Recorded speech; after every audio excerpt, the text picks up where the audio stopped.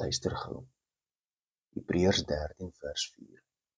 Laat die huwelik in alle opsigte eerbaar wees en die huweliksbed onbesmet, want God sal oorheerders en egbrekers oordeel.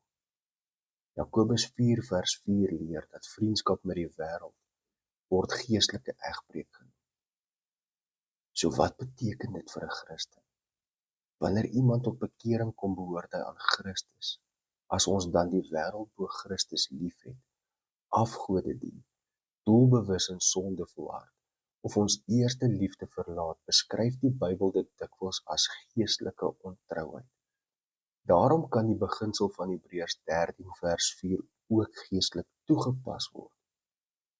Soos 'n huwelik getrouheid vereis ons verhouding met Christus ook 'n onverdeelde hart, 'n belangrike balans. Ons moet egter nie sê dat Hebreërs 13 vers 4 direk oor Christus en die gemeente handel nie.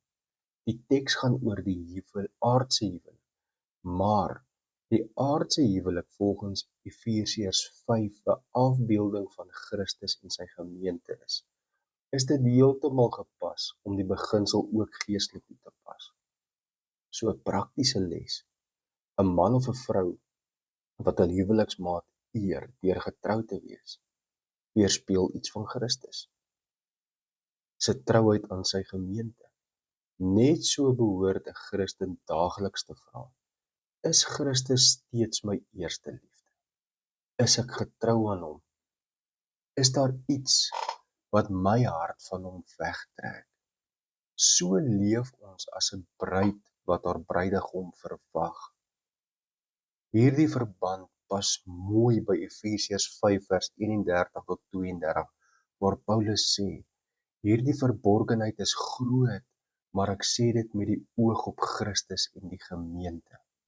Met ander woorde, die Christelike huwelik is nie net 'n instelling nie, dit is ook 'n lewende beeld van Christus se liefde, trou en verbond met sy volk.